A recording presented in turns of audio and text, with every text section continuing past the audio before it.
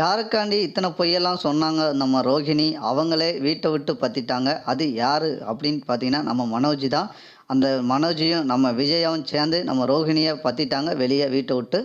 சிறகடிக்க ஆசை அடுத்தது எப்படி போகுதுன்னு பார்ப்போம். மறக்காம நமது சேனலை சப்ஸ்கிரைப் பண்ணிக்கோங்க.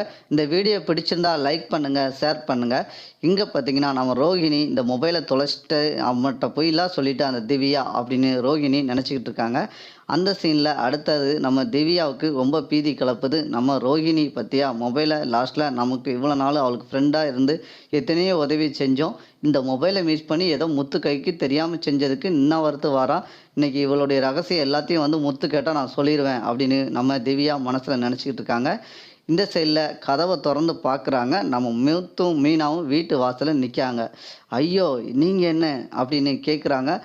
நீங்கள் தானே இந்த மொபைலை வந்து அந்த செருப்பு தைக்கிற தாத்தா முன்னாடி கடையில் மிஸ் பண்ணிட்டு போனீங்க அப்படின்னு மீனா கேட்குறாங்க.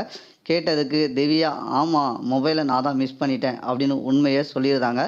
உடனே இந்த மொபைல் யாருக்குள்ளது தெரியுமா அப்படின்னு கேட்குறாங்க. இல்லையே, அது எனக்குள்ள மொபைல் தான் அப்படின்னு திவ்யா சொல்கிறாங்க. அப்போனா உங்களுக்குள்ள மொபைல் தான் சொன்னீங்க, சரிதான். ஆனால் அதில் இருக்கக்கூடிய நம்பர்லாம் பார்த்தீங்களா, அது ஃபுல்லாகவே என் நம்பர் உள்ளே இருக்குது. என் ஃப்ரெண்டு நம்பர் இருக்குது, அதுக்கடுத்து பார்த்தீங்கன்னா மீனா நம்பர் இருக்குது, எங்கள் அம்மா நம்பர் இருக்குது, எங்கள் அப்பா நம்பர் இருக்குது, மனோஜ் நம்பர் இருக்குது, ரோஹிணி நம்பர் இருக்குது. இத்தனை நம்பரும் அந்த மொபைலில் இருக்குது. ஆனால் உங்கள் நம்பர் மட்டும் இதில் இல்லை அந்த மொபைலில். அது என்னன்னு தெரியுதா? அப்படின்னா இது என் மொபைலாக தானே இருக்கும் அப்படின்னு முத்து சொல்கிறாரு.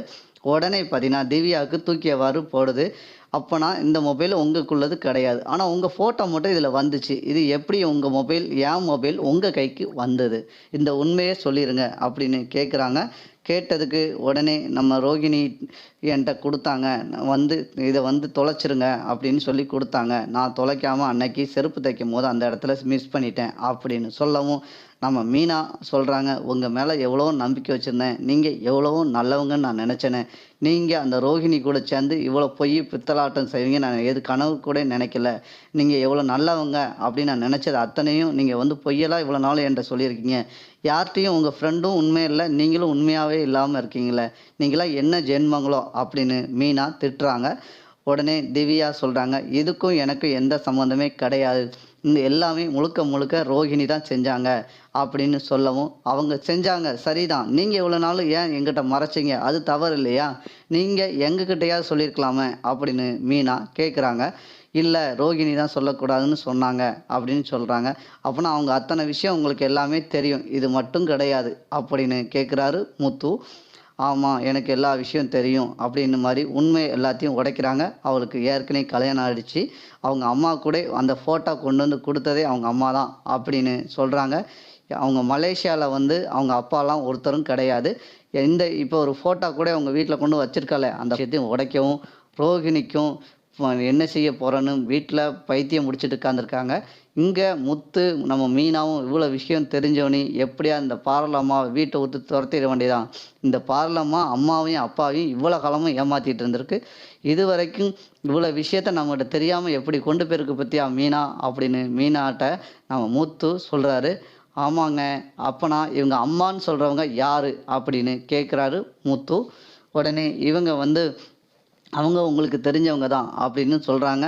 உங்களுக்கு தெரிஞ்சவங்களா? அது யார் எனக்கு அப்படின்னு சொல்லவும், கொஞ்சம் முத்தும் மீனாவும் முழிக்கிறாங்க. ஆனால் அவங்க பேர் எனக்கு ரோகிணியோட அம்மா வந்து ஏற்கனவே உங்களுக்கு நல்லாவே தெரியும் அப்படின்னு சொல்லவும், நம்ம முத்துக்கு பயங்கரமாக தூக்கி போட்டு ஒரு ஷாக்காகவும் ஆகுறாங்க. என்னடா ஒரு புது கதையாக இருக்குது, நம்ம கேட்காத கதையாக இருக்குது. ரோகிணியோட அம்மாவை நமக்கு நல்லா தெரியுமா? அப்படியா? அது யார், நம்ம என்ன ஏதுன்னு கண்டிப்பாக போய் பார்க்க போகணும் மீனா. இப்போ எனக்கு டைம் இல்லை. ஃபஸ்ட்டு இந்த பார்லம்மாவை போய் நம்ம என்னதான் செஞ்சு பழி வாங்கிட்டு வந்ததான் நம்ம வந்து அடுத்த ஸ்டெப்பு எடுக்கணும் அப்படின்னு மீனாட்ட முத்து சொல்கிறாரு. உடனே கிளம்புறாங்க நம்ம மீனாவும் முத்தும். வீட்டுக்கு போனோன்னே பார்லம்மாவை கூப்பிட்றாங்க. கூப்பிட்டு அவங்க அப்பா அம்மாட்ட சொல்கிறாங்க, அம்மா இங்கே வாங்க.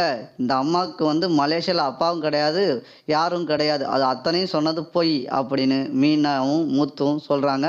உடனே மீனா சொல்கிறாங்க, இவங்க வந்து மலேசியாக்காரிலாம் கிடையாது. இவங்க வந்து என்னையோட கஷ்டப்பட்டவ. நானாவது தெரு தெருவாக பூ விற்று நேர்மையாக தான் இருக்கிறோம். இவங்க வாயில் வந்தது எல்லாமே அடுக்கடுக்க பொய் தான். இவங்கள நீங்கள் தான் தூக்கி தலையில் வச்சு ஆடிக்கிட்டு இருந்தீங்க அப்படின்னு மீனா சொல்கிறாங்க. உடனே ரோகிணிக்கு பயங்கரமாக கோபம் வருது. என்னடா இந்த மீனா முன்னாடி நம்ம இவ்வளோ விஷயத்த அசிங்கப்பட வேண்டியது அப்படின்னு நினச்சிக்கிட்டு இருக்காங்க. இந்த சைட்லேருந்து விஜயா கேட்குறாங்க, "ஏய் ரோகிணி, இவங்க என்ன இவ்வளோத்தையும் சொல்கிறாங்க, நீ வாயை மூடிட்டு கம்முன்னு இருக்க, இது உண்மையா பொய்யா சொல்லு" அப்படின்னு கேட்குறாங்க.